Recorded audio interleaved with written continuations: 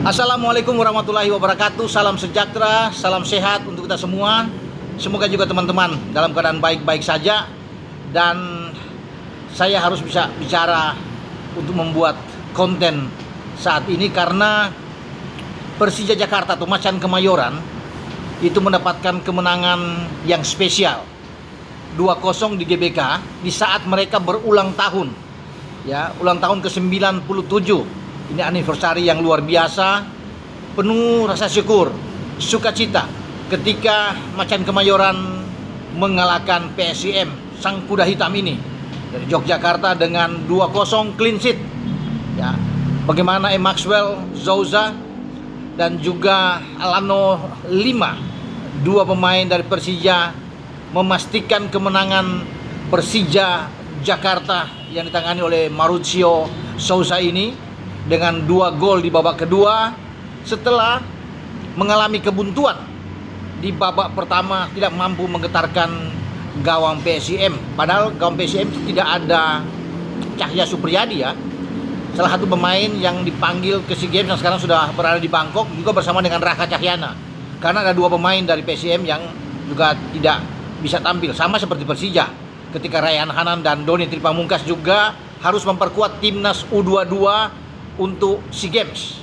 Ya, ada beberapa pemain memang yang tidak ditampilkan oleh kedua tim dalam pertandingan ini. Ya, salah satu adalah pemain kunci dari Persija juga, Rizky Ridho yang kena akumulasi kartu, juga pemain dari PSIM, Zé Valente yang juga kena akumulasi kartu, di samping Van Gastel kan tidak bermain. Tapi apapun itu, ini sekali lagi saya bisa bilang kemenangan yang fantastis, spesial, ulang tahun, clean sheet. Ya, gawang tidak kebobolan itu luar biasa. Jordi Amat memimpin tentunya di jantung pertahanan dengan sangat baik, sangat disiplin. Walaupun di babak pertama agak kesulitan dan gawang Andri Tani sebagai kapten Persija itu nyaris bobol di menit ke-12 lewat tempakan bebas dari Ezequiel Vidal yang mampu ditepis, yang hanya membuahkan sepak pojok. Saya pikir Persija sudah mampu melepaskan dari tekanan lawan, karena PSIM juga berambisi untuk mengalahkan Persija, walaupun Persija berulang tahun dan mereka ingin memberikan tentunya kado pahit, tetapi itu gagal karena bermain di depan puluhan ribu penonton yang fanatik, ya, dari Macan Kemayoran. Ya, pendukung Persija tentunya bersorak gembira ketika Maxwell menggetarkan gawang PSIM lewat sebuah umpan yang terukur dari Witan Sulaiman. Ya, dan akhirnya di injury time melewati waktu normal, Alano Lima ya memastikan kemenangan 2-0 untuk Persija, dan ini cukup membuat Persija menempel ketat sang pemimpin klasemen Pesut Etam Borneo FC yang sudah memimpin terlalu lama, ya, 11 pertandingan tidak kalah, luar biasa bagi Borneo. Dan Borneo bahkan menyimpan punya tabungan 2 laga, ya, lebih sedikit dibandingkan Persija. Ya, tentunya Persija sudah bermain 13 kali, 29 poin dari Persija, sementara bagi Borneo itu dengan 33 poin. Ya, tapi dengan 2 pertandingan yang masih mereka miliki, mereka bisa menjauh kalau mereka bisa mendapatkan 6 angka dengan 2 kemenangan dari 2 pertandingan sisa tersebut, sehingga akan menjauhi lagi. Dan ini pertandingan terakhir sebelum ada masa jeda, ya, karena perhatian semua diarahkan ke SEA Games dengan banyak pemain-pemain juga yang dipanggil ke SEA Games oleh Coach Indra Safri. Persija nanti main itu lama nantinya di 22 Desember, sama seperti PSIM juga akan bermain di 22 Desember. Karena sebelum Persija juga tadi ada satu pertandingan Bayangkara dan Persebaya yang berakhir dengan 1-1.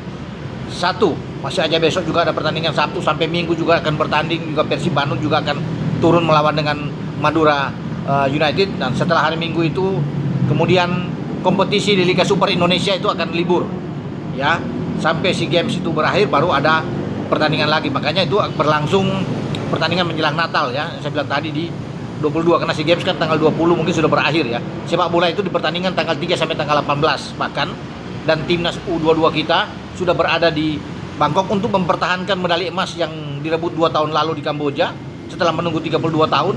Dan emas itu yang nantinya akan dipertahankan, coba back to back dilakukan oleh tim Garuda Muda kita dengan 4 pemain diaspora yang akan bergabung, di antaranya kapten kesebelasan Ivar Jenner, Marcelino Ferdinand, Mauro Silstra dan Dion Marks yang juga ikut bergabung di sana.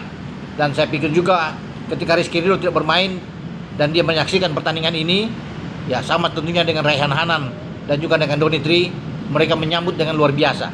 Ya pasti akan ada rasa bahagia ya bagi Ridho, bagi Doni Tri dan Raihan Hanan ketika mengetahui dan melihat bahwa Persija memenangkan laga melawan PSIM. PSIM masih tertahan di posisi keempat ya, 22 poin saat ini. Namun saya tetap mengapresiasi penampilan PSM sebagai tim yang promosi.